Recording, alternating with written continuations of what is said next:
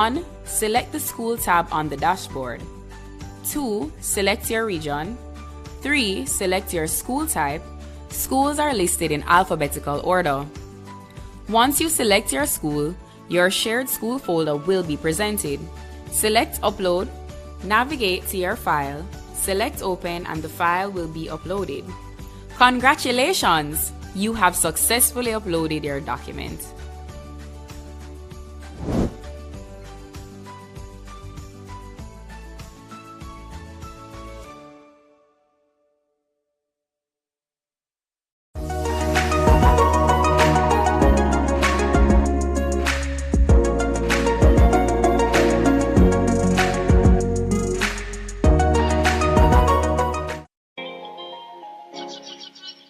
Locks, braids, afros, wave cuts, bantu knots. Here is a frequently discussed, hotly debated, and deeply personal issue for men and women of all ages. That is why in 2020, the Ministry of Education encouraged students. As a predominantly Black country, the Ministry of Education understands that the acceptance of our racial and cultural uniqueness means stepping away from ingrained colonial perspectives about the appropriateness of Black hair in schools and professional settings.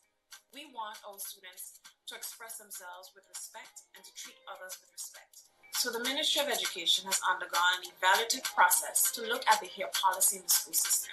This change in policy will allow students to wear their afros, locks, braids, and other protective hairstyles associated with their racial and cultural identity.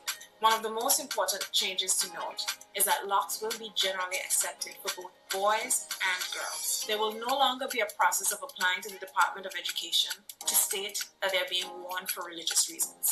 This policy in its entirety will be made available on the Ministry of Social Development and Education Facebook page and the Government of Anguilla Facebook page.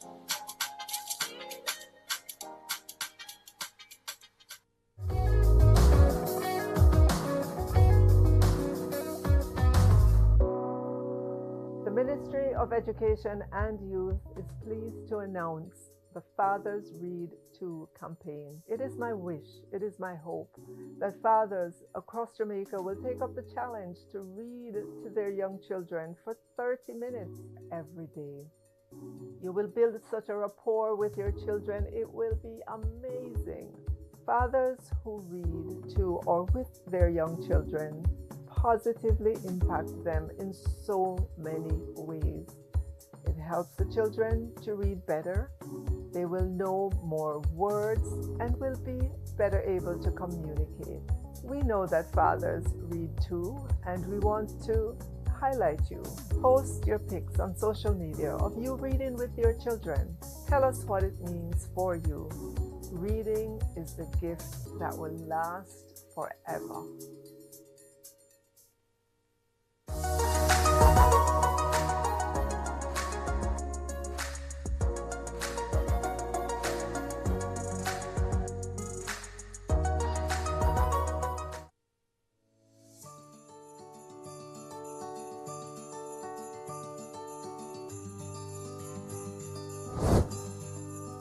The platform was initially developed to facilitate the electronic submission and monitoring of school board minutes to provide technical support to school boards. The platform, however, is being designed as part of a wider strategy to assist the boards to carry out their functions more efficiently. A pool of resources for school chairmen and members will also be provided on the platform. Here you will find the main tabs to navigate a selected school or public educational institution. A navigation menu is located at the top right corner where you will find additional information such as contact information and resources to support the process. The system is very secure and has advanced security features. Files are stored in a secured cloud storage environment, box.com, and linked to the main website that was created using Google Sites. We recognize that the minutes of meetings contain confidential information, and in this regard, mechanisms are in place to protect and maintain the integrity of the system and to ensure that strict confidentiality is always observed. Permission levels are active and school folders are shared only with persons who are authorized to do so. The system will be monitored on a regular basis to ensure relevance and uptake. On the resource page, you can find a variety of materials to assist you in carrying out your role as school members. Other information will be provided on a timely basis to assist the schools and institutions in navigating the platform and accessing vital resources. Upload process. A copy of the board meeting minutes can be uploaded in just a few clicks. To navigate your school's folder, please follow these simple steps.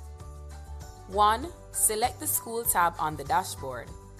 2. Select your region. 3. Select your school type. Schools are listed in alphabetical order. Once you select your school, your shared school folder will be presented. Select Upload, navigate to your file, select Open, and the file will be uploaded. Congratulations! You have successfully uploaded your document.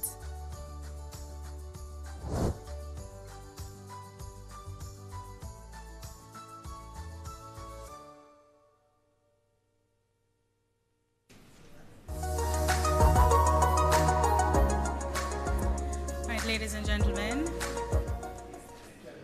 we're just informing you that we're just about ready to begin.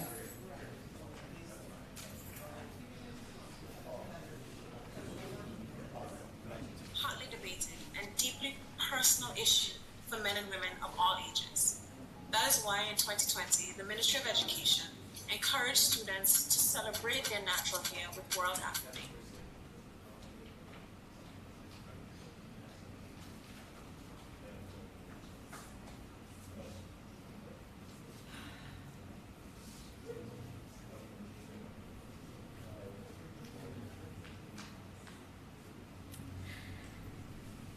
Ladies and gentlemen, a very pleasant morning to you all. My name is Anita Bailey, Community Relations Education Officer in the Ministry of Education and Youth, and it is my pleasure to welcome you this morning to the Office of the Prime Minister Banquet Hall for the press conference regarding the Education Transformation Oversight Committee's quarterly report. This is our second press conference of this nature, and ladies and gentlemen, it is really a pleasure to be here to hear about all of the hard work that has been put into the process of transformation. However, before I begin, I'm going to ask us to stand for the playing of the national anthem.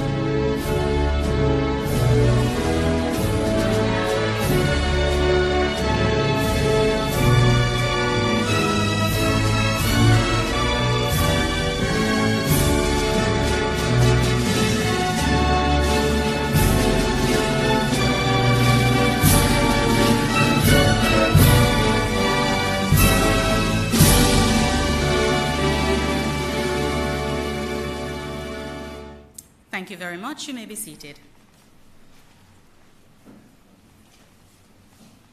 Honorable Favour Williams, MP, Minister of Education and Youth, Mrs. Maureen Dwyer, Permanent Secretary Acting in the Ministry of Education and Youth, Dr. Kassan Troop, Chief Education Officer Acting, MOEY. Ladies and gentlemen, I have to extend apologies for Ms. Trudy Deans, Senior Advisor to the Prime Minister, who is unable to be here with us today, but we acknowledge her in her absence. Dr. Adrian Stokes, Chairman of the Education Transformation Oversight Committee, other members of the ETOC, members of the Executive Management Team of the MOEY, Dr. David McBean, Executive Director, Mona School of Business and Management, Dr. Paulette Griffiths, technical lead, Mona School of Business and Management, members of the media, online viewers, a very pleasant morning to you all. It is completely okay for you to tell me good morning. I promise I won't charge you. Today marks a milestone for the Education Transformation Oversight Committee and the Ministry of Education and Youth.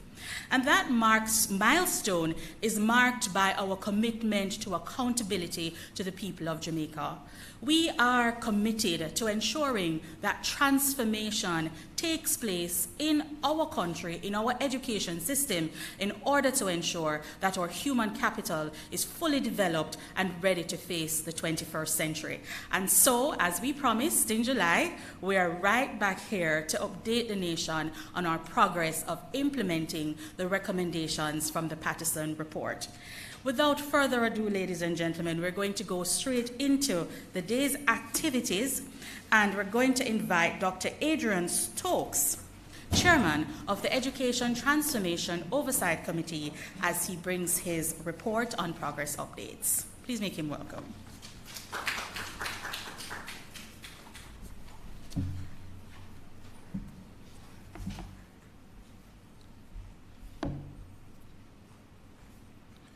Thank you, Ms. Bailey. Morning, everyone. Where is my protocol list? Right. Honorable Favour Williams, Mrs. Maureen Dwyer, Permanent Secretary Acting, Dr. Kassan Troop, members of the Education Transformation Oversight Committee. I know some are joining online. Members of the executive management team of the Ministry of Education, Dr. David McBean, Dr. Griffiths from the Mona School of Business, members of the media, online viewers, everyone, welcome. It's really good to be here and to be speaking with you this morning. So what I'd like to do is to table our report from ETOC on the progress of the transformation effort that is underway. So the Education Transformation Oversight Committee, or ETOC for short, continues to be guided by monitoring and implementation of the recommendations from the Patterson report. As a committee, we recognize the vast responsibility we have assumed towards ensuring that the nation is kept abreast of the work that is currently being done by the Ministry of Education to implement the recommendations of the Patterson report. The appointment of ETOC by the Prime Minister to oversee the implementation of the Patterson report signifies that as a country, we are very, very serious about the transformation of our education system. As a country, we are not satisfied with the return on education. And that's why there is this deliberate effort to transform what currently obtains. Everyone recognizes there is no long-term solution to crime and our perennial low economic growth rates until we fundamentally improve our educational outcomes. And as I said at the first press conference, let's not relitigate the Patterson report or the recommendations. What we can agree on as a country is that we will be in a much better place if we execute the recommendations. In fact, and as I said then, even if we execute some of the recommendations, we will be well on our way to improving the human capital in our country. So for this period, we are reporting that progress has been made with the implementation. The Ministry of Education continues to implement some of the recommendations. The Minister and the Permanent Secretary Acting will speak on some of the accomplishments to date. I'm also pleased to report that a consultant, the Mona School of Business consulting arm, has been recruited to finalize the implementation plan. So as you recall, that's a key deliverable from ETOC, working with the ministry. It is to be noted that while the work on transformation is ongoing, there is need for an increase in the speed of execution. There are some key initiatives that are lagging. The completion or the build-out of a specialized unit within the ministry that will be focused on the transformation effort. So that's an initiative that needs greater urgency. The recruitment of the Chief Transformation Officer to drive the daily execution of key initiatives, the hiring of a project lead, and finalization of a communication plan and the execution of that communication plan. These are all material things that are lagging. We've been having ongoing dialogue with the Minister and the Permanent Secretary, Mrs. Dwyer, around fundamentally changing the way things are done to ensure the ministry executes with a greater level of urgency. The transformation effort is so important to Jamaica's future, and we've said it before, that we really should be moving heaven and earth to ensure the recommendations are implemented in a timely manner and also a sustainable manner. I am happy to say that I have received a strong commitment from Minister Williams that the pace of execution within the ministry will be increased going forward. ETOC looks forward to the ministry ramping up activities so we can get on a far better trajectory in terms of implementation. Before I conclude, I would like to highlight the work that is being done by the Mona School of Business as they seek to conclude the implementation plan for the Patterson Report. Currently, the team from the Mona School is in the what I would call the consultation phase of their engagement. This means they will be meeting with different stakeholders from across the country to solicit feedback. Once that process is complete, the Mona School of Business will deliver an implementation plan that will essentially convert the recommendations from the Patterson Report into a project plan that is implementable. In other words, turning the recommendations into initiatives that are time-bound, measurable, and specific. These specific, measurable, and time-bound initiatives will give ETOC an objective basis to monitor the ministry's progress on implementation. I would also like to say that the ministry has not been waiting for the work of the Mona School to be completed, right? The ministry has actually started work on the recommendations, and ETOC wants to acknowledge that fact. I would like to, before I conclude, to utilize the opportunity to thank the Minister, Minister Williams, and the senior leadership team at the ministry for all their hard work to date. I would also like to recognize the work of Ms. Colleen Swaby and Ms. Anita Bailey for helping ETOC to move forward with our work. We recognize the significant contribution of the Secretariat and these two ladies in particular. Thank you, and I look forward to your questions.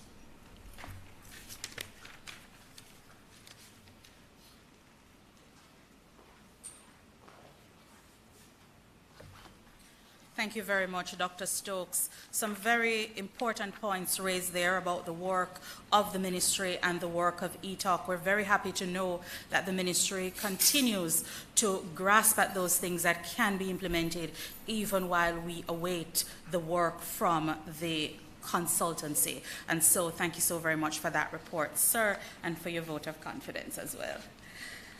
Moving on, ladies and gentlemen, we're going to be hearing now from our Honourable Minister of Education and Youth, Mrs. Favour Williams, as she provides us with strategic initiative updates from the Minister of Education and Youth. Thank you so much. Good morning, everyone. Let me acknowledge as well Mrs. Maureen Dwyer, Permanent Secretary Acting, Dr. Kassan Troop, our Chief Education Officer Acting, Dr. Adrian Stokes, the Chairman of the Education Transformation Oversight Committee, and the members of that committee who are here or online, members of the Executive Management Team at the Ministry of Education and Youth. I also see Mr. Alok Jan in the audience from the Office of the Prime Minister. Let me acknowledge Dr. David McBean, Executive Director, the Mona School of Business and Management, and also Dr. Paulette Griffiths, who is doing some of the heavy lifting in terms of helping us to do that plan. Members of the media, those who are online, good morning again. I'm going to be showing a few slides this morning, and I will begin where the chairman left off in recognizing that the Ministry of Education and Youth has not been waiting for persons to be in seats. Yes, there's work happening in the background in terms of recruiting and so on, and the Permanent Secretary will speak to that, but we have been working on the recommendations ahead of that. And so what I want to do this morning is to situate the report in terms of the 7 thematic areas, so that going forward, when we report, we will always report so that we link what we're doing to the recommendations, and all of Jamaica would be able to follow and understand what we are doing at the ministry. So on the first slide,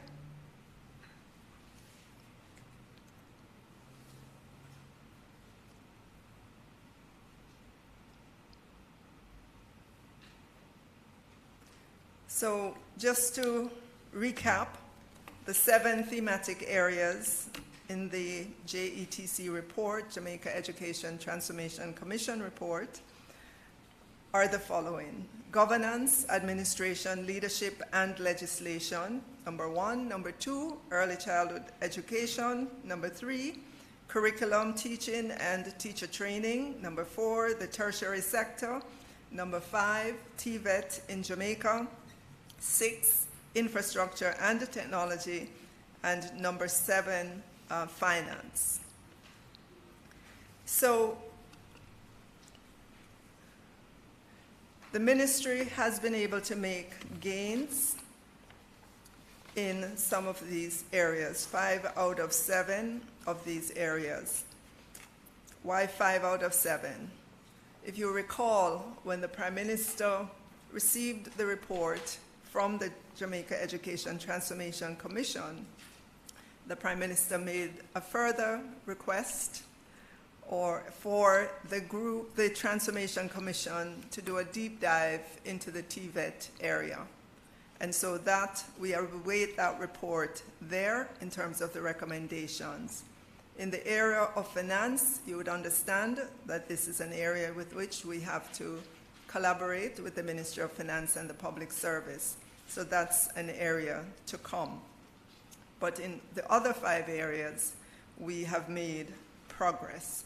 And so I will start with state and evaluation of education in Jamaica. There is a requirement, there's a recommendation there.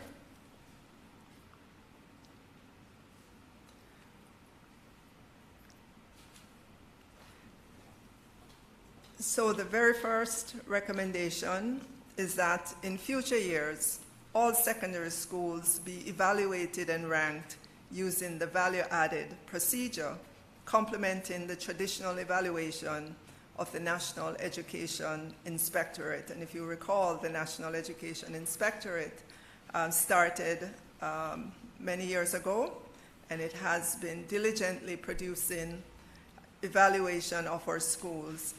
And we are happy to report that the value-added metrics is being utilized with 150 schools, and those reports would have been produced in 2021-22, and in this year as well, 2022-23, as the NEI goes through its inspection cycle, those reports will become available.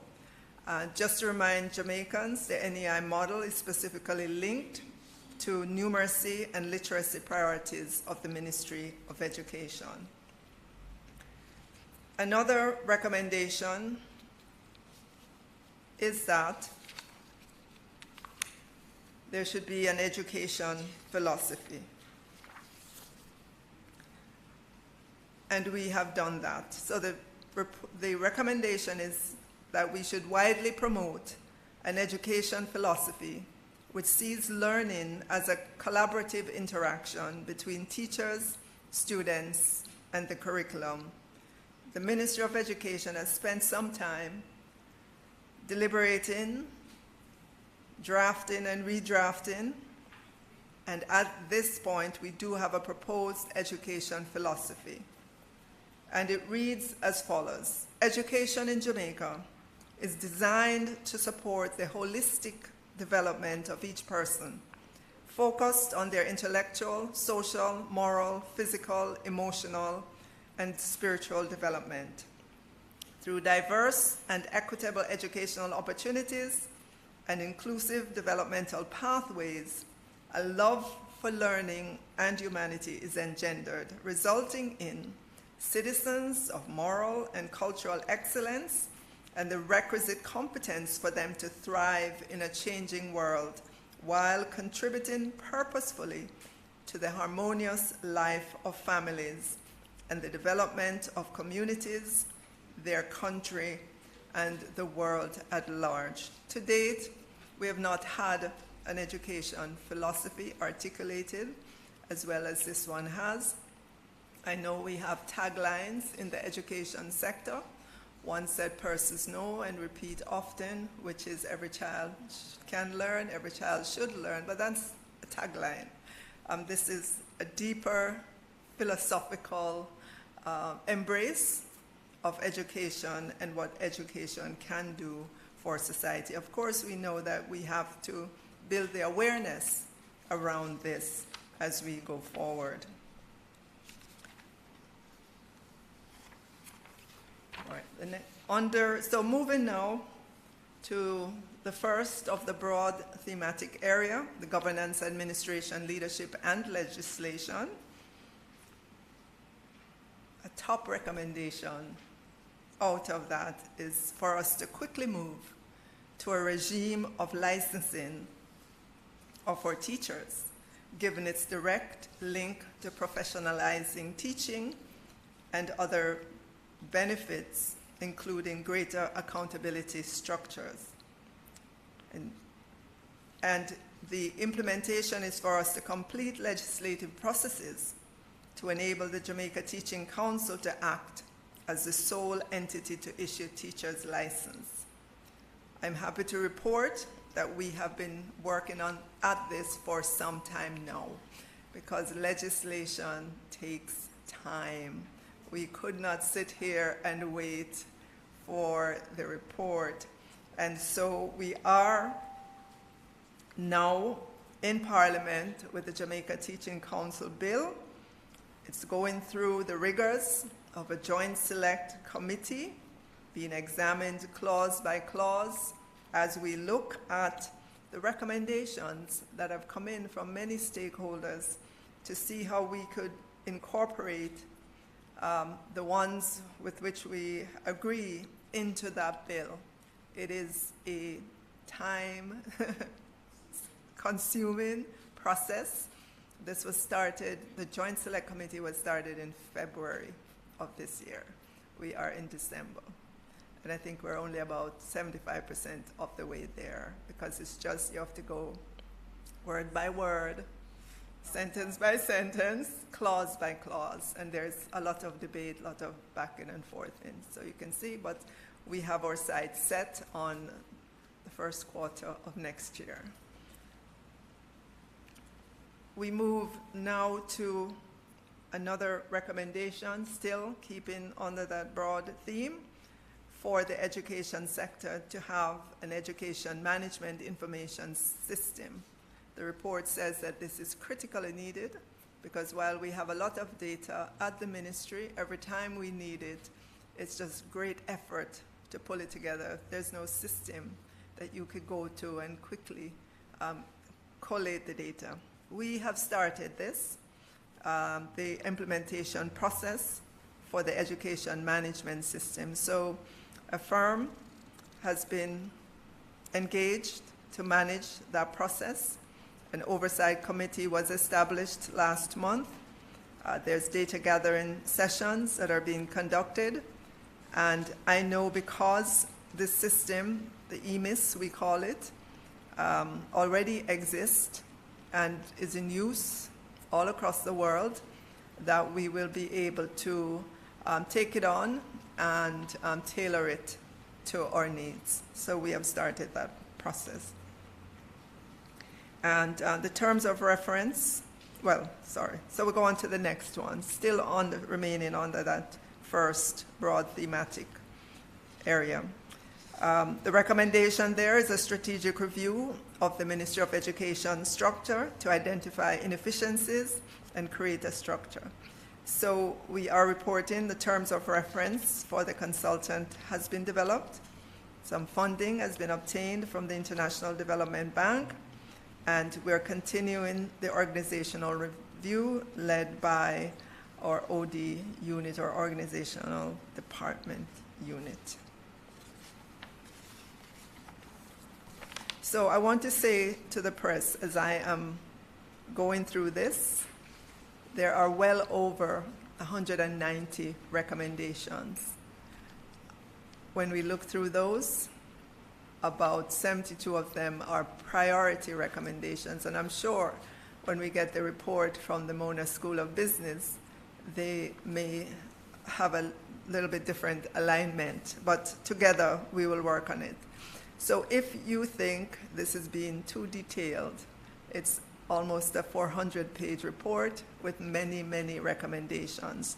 And so in wanting Jamaicans to stay with us, to understand where we are, you've got to embrace the details with which we're going through this. It's a meticulous process, and we want Jamaicans to understand the quantum of work that's required to date and that's going to be required going forward. So the other recommendation is to reform the funding model for primary schools and secondary schools in order to enhance equity. And let me contrast that with what we have today. Currently, the way our schools are funded, it is on a per capita basis, meaning a per student basis. So each school, regardless of where you are on the spectrum, if you are a school that's way outperforming, you're going to get the same per capita amount as a school that's underperforming. That has been the formula for many, many decades. The report is saying that we should look at reforming that. And so we've started to look at the work.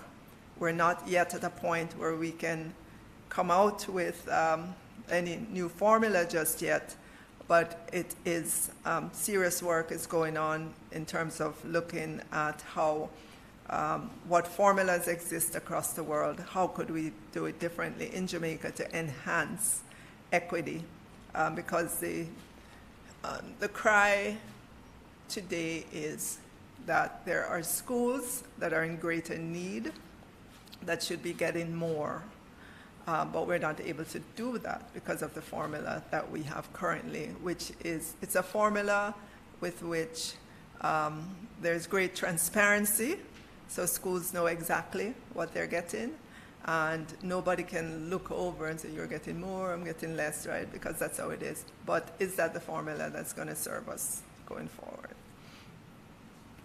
Or we move on now to another recommendation. which is accountability legislation, teacher performance legislation, health and safety. And again, we are happy to report that we've done serious work in terms of the review of the Education Act and regulation. That's in progress. We meet regularly with the lawyer who is helping us to do that work there. Our Education Act dates back to 1962, just about 2 years out of, well, 1962, right? 1965. 3 years out of independence, and our regulations, education regulation, date back to 1980. So you can see we're in 2022. So maybe it deserves a relook, and that's the work that's happening right now. Additionally, the recommendation speaks to a review of the Child Care and Protection Act, especially a repeal of Section 24. Both of those are in progress. And again, I have to say, not excusing anything, but legislation is just a time-consuming process, given the number of entities that have to be involved. And if you send changes to one entity, they look at it and they have, something to say about it, you got to incorporate and send it to the other entity. But the important thing is that we're staying on the process. And in time, we will be here with the Education Act and regulation in Parliament.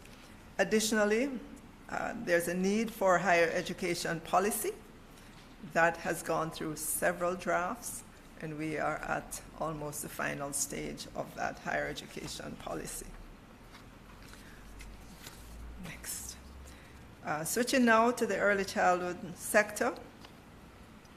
That has been in the focus in the recent days, but there's a call to rationalize the provision of center-based early childhood developmental services.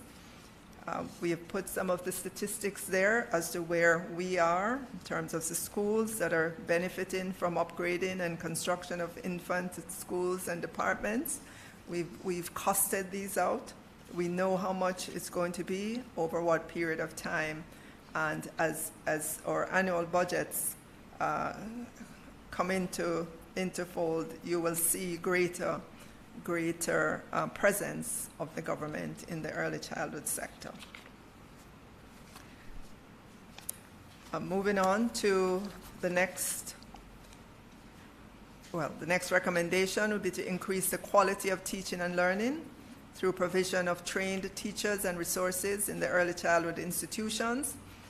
300 early childhood teachers to benefit this year from training and upgrading, and we will continue to do that on an annual basis.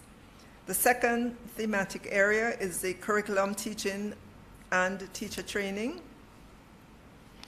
The recommendation there is to strengthen the structure for curriculum governance and implementation monitoring. We have been improving that. They're quarterly reporting on monitoring progress made. Already we have 2 reports. We know the number of schools that are underperforming, 248 of them, and they have been specifically targeted under the school improvement framework.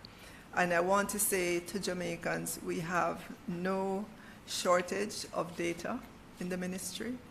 We know down to the level of the child who is underperforming, who is outperforming. What we have not been good at over the years is that hand-holding for that child that really needs it. Because as you can imagine, in a class, there may be 25, 30 children with one teacher.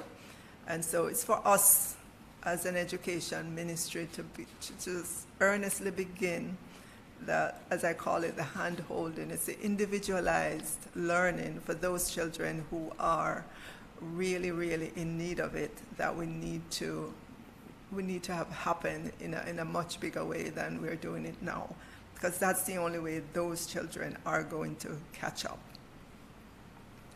All right, so let's move on. Ensure teachers and schools are adequately resourced to deliver online teaching.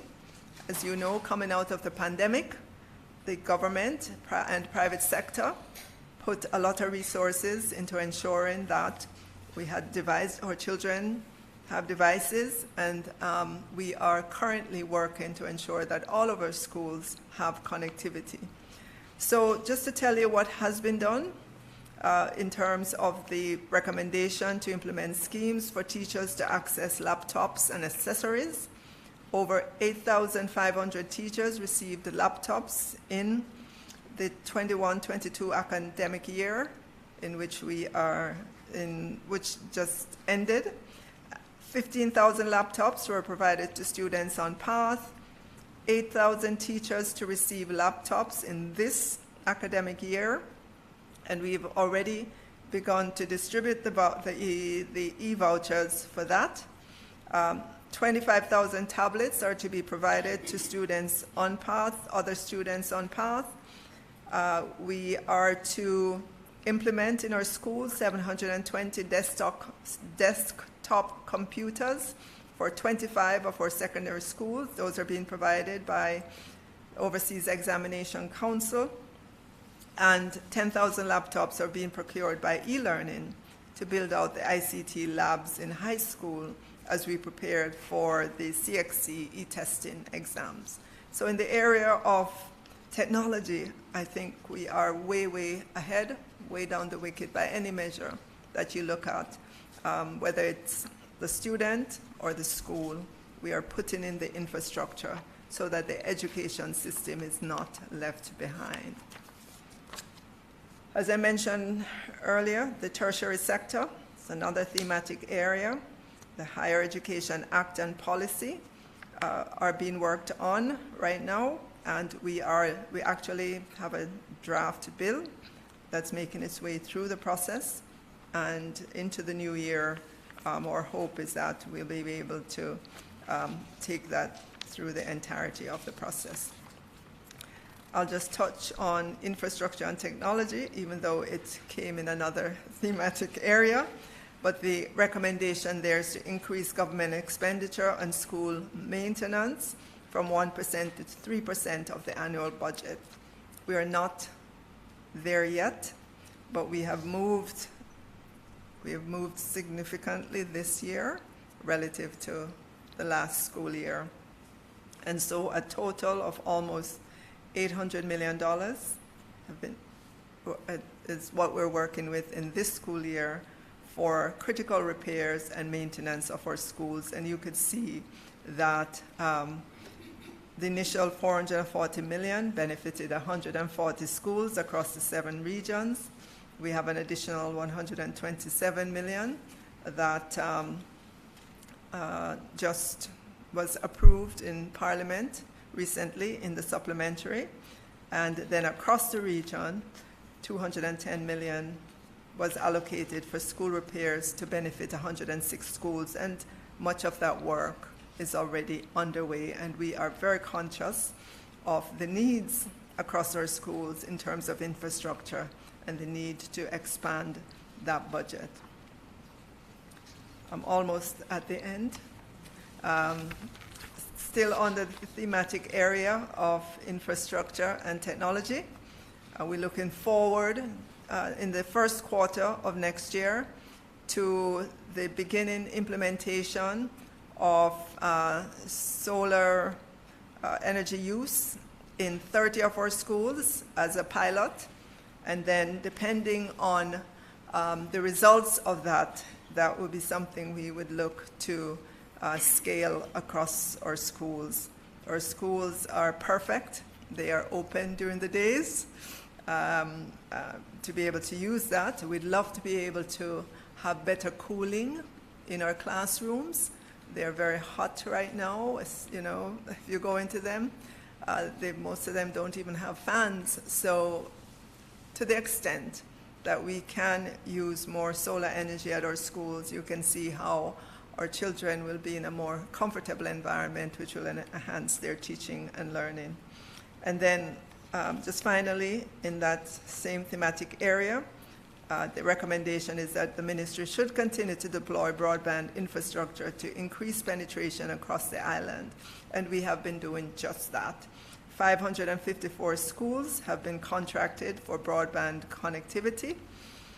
of which 377 schools already have access to adequate broadband connectivity, and this is being put in by the government. And when we talk about adequate broadband connectivity, we really mean that.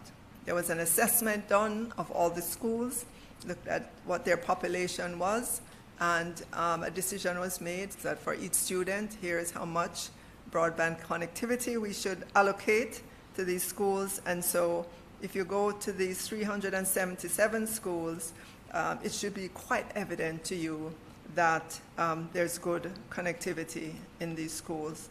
And we continue to procure for the other locations.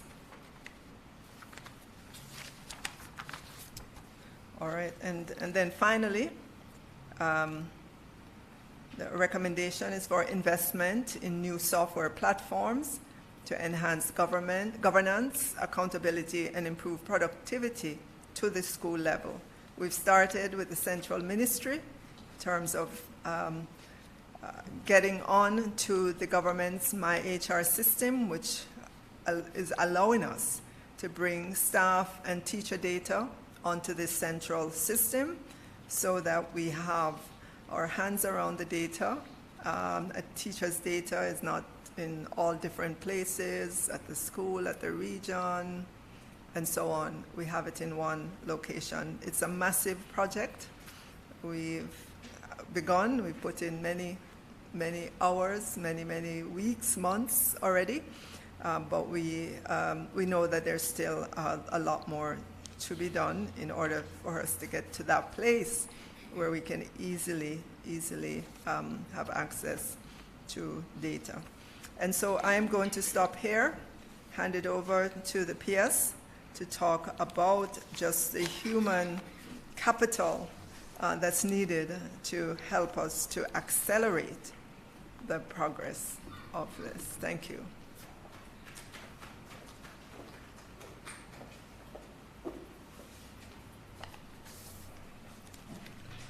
Thank you, Minister and Chairman.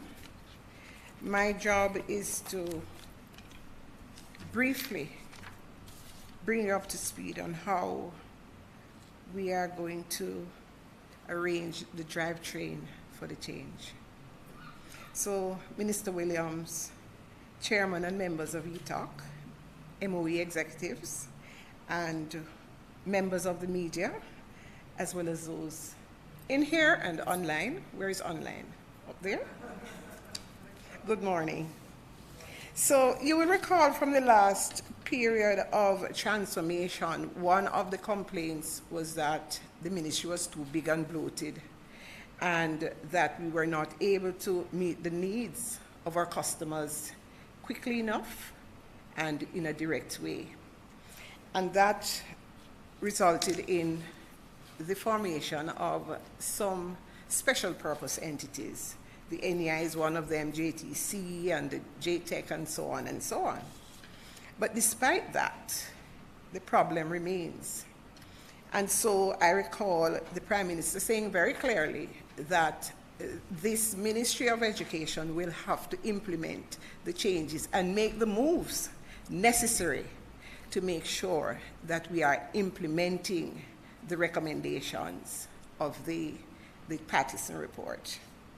And so it is with that in mind that we set to work. I'm reporting on a work in progress.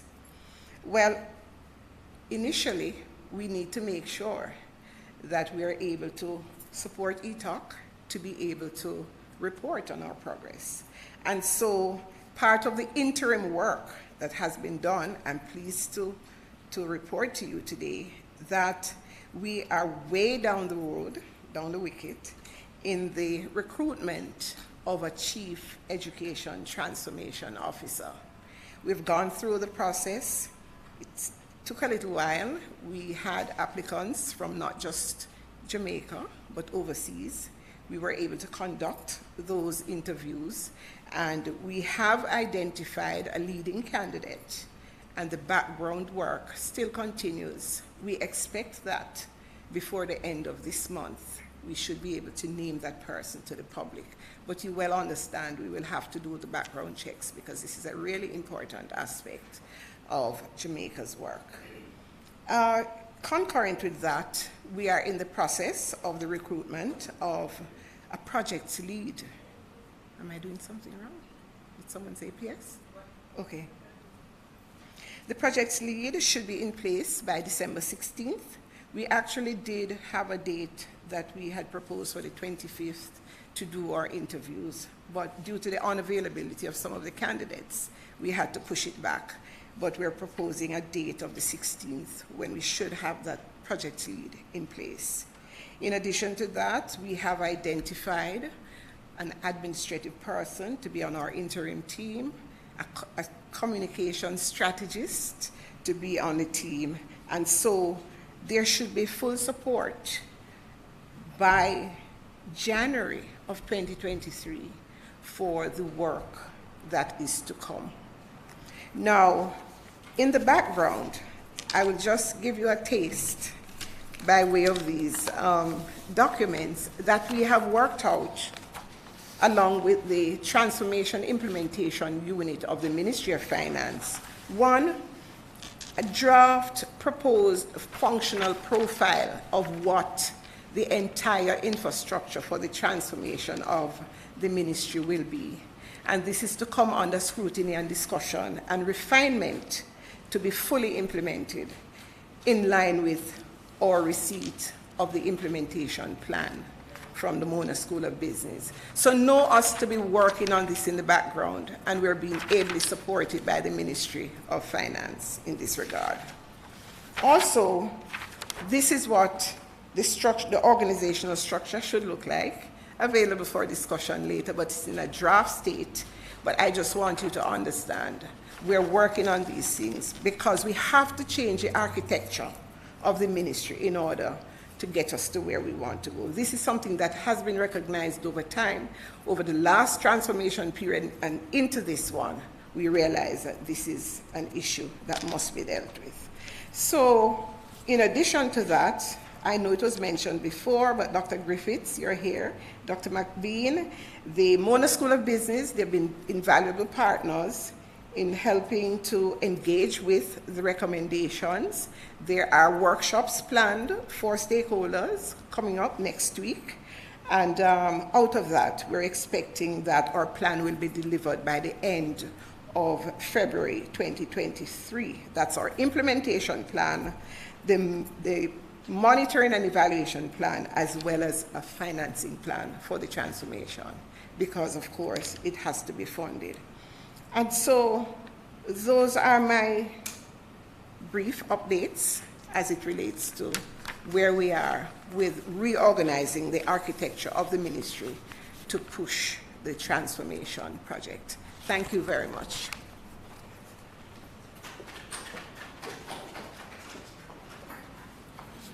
Thank you very much to our Honorable Minister of Education and Mrs. Favourable Williams and our Permanent Secretary Acting, Mrs. Maureen Dwyer.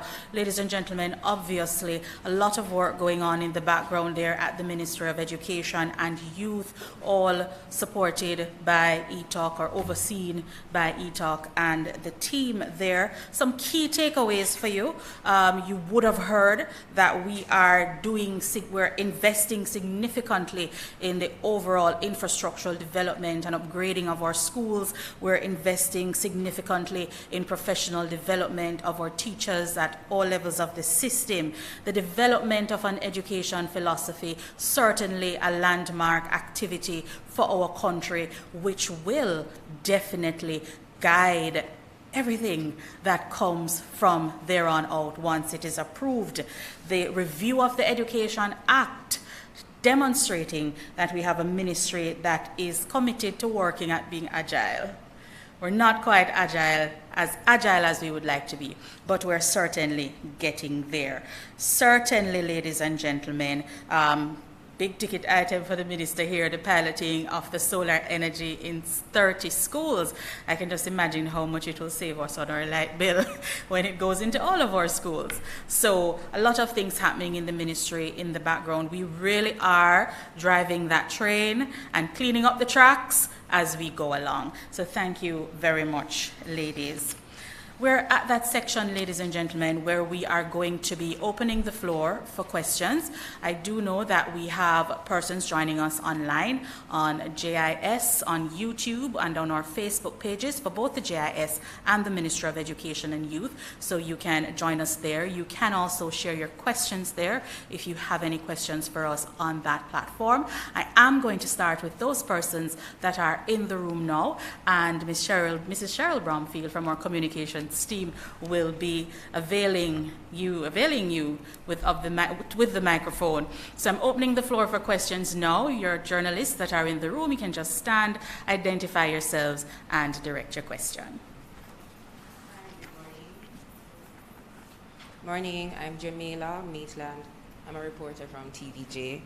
My question is to the chairman and the Minister of Education, if you can.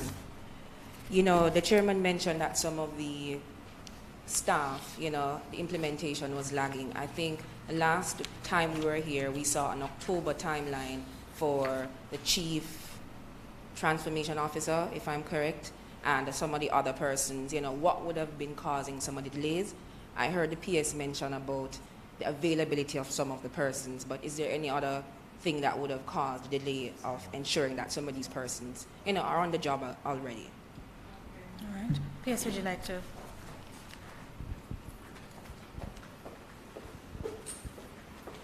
Thank you for your question, and it is indeed an important question if we hope to be an accountable people. So there really were generalized issues relating to recruitment. The truth is, once you're doing local and overseas, you have to work out how to synchronize times and availability and so on and so on. And so many of the issues were administrative in nature. Nothing that I, as a seasoned person in the public sector, would say that is highly unusual. So, you know, people fall out. They will apply for a job, for example, and then suddenly you get something to say, oh, I'm no longer available. Or they may query something about the salary or condition of work, and suddenly they're not available. So those are some of the things that we were trying to grapple with as we, so we missed our deadline, but we're on track. So, is that helpful?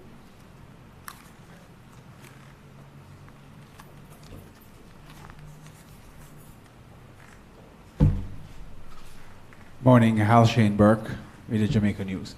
Well, I don't know if whosoever will answer this question. I know that the funding for schools has been an issue. There have been a number of schools who have said that there needs to be a re-examination of funding. The minister spoke to a new formula that will be looked at and examined. Can we get a timeline as to when this will be? What will the school be expecting? And will this also incorporate PATH programs and also other monies that would be distributed to schools?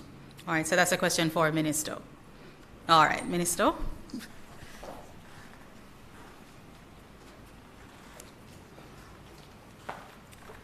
So as you can imagine, such a question about a change in a formula is going to like perk up everybody's ears, right? As to what that formula will be and so on. Today, we don't have the details of that, other than to say we recognize this as a recommendation. I know that given our current formula, we've been tweaking that, but that we really need to examine and have some broad consultation around it, because as you can imagine, if a school used to get X and it is determined that they get X less because some other school that's very, very in need gets it, you can imagine how that's going to be. So this is one that we have to be certain of. I know that right now, even now, in looking at the existing formula that we have, we're doing things like having the central ministry pay for electricity for our schools, all right, so that our schools are able to get more from the grants that they give. Right now, schools pay for their electricity. We would have in the last school year, beginning in the last school year, begin to pay for internet service for schools so that it allows them to have more of their grants. And that's why we have this elaborate program that's underway in terms of its implementation for internet. So we recognize that this one is going to be one that requires not just the Ministry of Education and Youth in terms of us making a decision, but if there's one recommendation that's going to need broad consensus, it is going to be this one, if we make a change in the formula. Right? Sorry, I can't be more specific than that right now. Jamila again from TDJ. Minister, just a quick follow-up, how much funding are we looking at, for this reform? If it, if the ministry is in their consultation phase, what kind of funding are we seeing? Because I know, the reform of something like that will be looking at a huge budget. So if you are able to say, please. And also, the NEI is currently doing, you said the NEI should prepare a report as it relates to the ranking of certain schools in a similar way how the Patterson report had done it. Are some of the schools aware of what they're grading them on? And, how is the ministry ensuring that they improve their standing to ensure that they're not only grading them academically, but they're, more wholesome and a more rounded student when they exit secondary schools?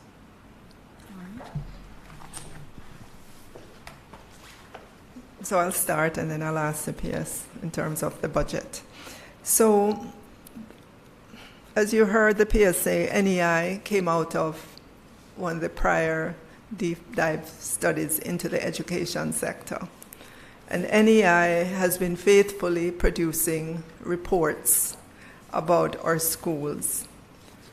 And they have been discussing those reports in the public domain, but I have to say that the reports have not been faithfully used across the school system. So if you take up any of the NEI report, the NEI report will tell you how effective is the school being led and managed. How effective does the teaching support the students' learning? It will tell you how well students perform in national and regional tests, how much progress do students make in relation to their starting point, which is the value added. It will tell you just a lot of things about the school, and at the end of the report, it gives a ranking of the school to say at the highest level, level 5, the school is doing exceptionally well, exceptionally high. Level 4, good. Level 3, satisfactory. Level 2, unsatisfactory. Level 1, needs immediate support. I believe that if we were religiously adhering, looking at these reports, and doing the things that need to be done, we would not be where we are today, having to do another deep dive into the sector.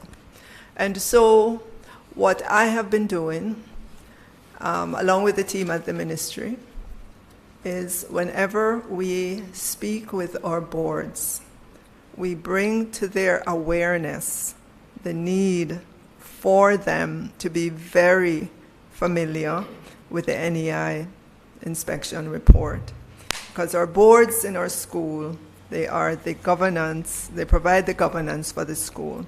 So a board should begin with the NEI report and can know that the school over which they are providing this governance is ranked in one of these 5 categories.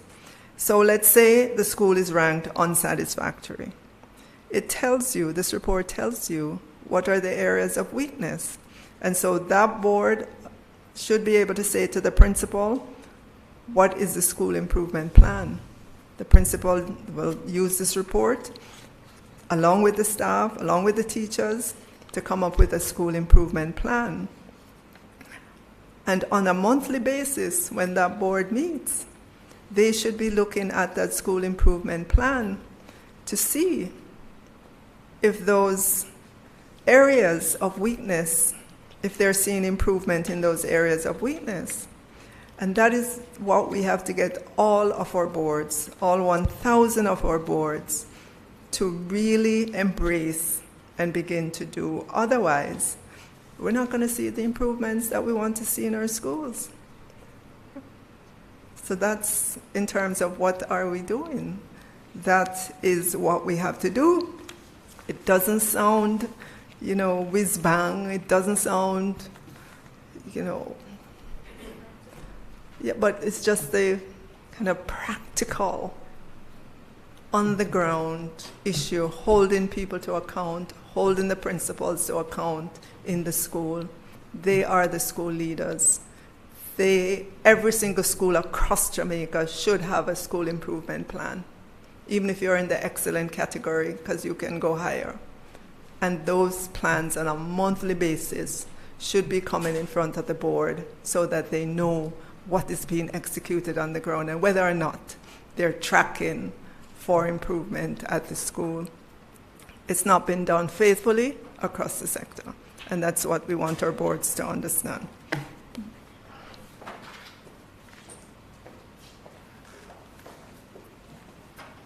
Okay, so the question about financing was probably answered already, because I did say to you that the Mona School would give us a tag along with the implementation plan, but I can say to you now, even in the interim, because we are implementing, our budget is dedicated to all the transformation activities, because it's a reorientation of what we do and how we do. So until we get that price tag, even as we go through our budgeting period now, all the activities that we're undertaking, Minister did say earlier that we, in terms of the provision of technology to our teachers and so on, all of those are contained in the ministry's budget, because we are the implementers. Is that helpful? Okay.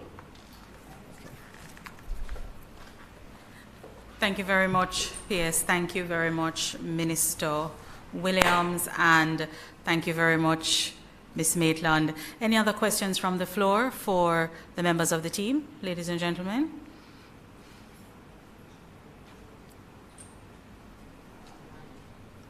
All right, no other questions from the floor? All right, ladies and gentlemen, thank you so very much for your time this afternoon. Yes, and our online viewers, we need to integrate them. I don't know if we have any questions from online. We're not seeing them popping up right there for us, so our online viewers seem to be satisfied with what it is that we have presented today. And ladies and gentlemen, we will continue to update you. The Ministry of Education is, as we keep reiterating, very committed to involving our stakeholders in the conversation around transformation. We recognize that if the activity is to be successful, it is important for us to have our stakeholder buy-in. And so it's very important for us to have these quarterly press briefings, so you will be hearing from us in another couple of months with further updates. We have set the stage for you. You know what the recommendations are, and the recommendations, the abridged version of the report and the full version of the report can be found on the Ministry of Education's website, as well as the website of the Office of the Prime Minister. And so we look forward to you delving into the report and being prepared when we come to you in your communities, on your TV screens, talking to you, for you to talk back to us so we can listen, so we can all be a part of this transformation. Thank you so very much. Have a good day.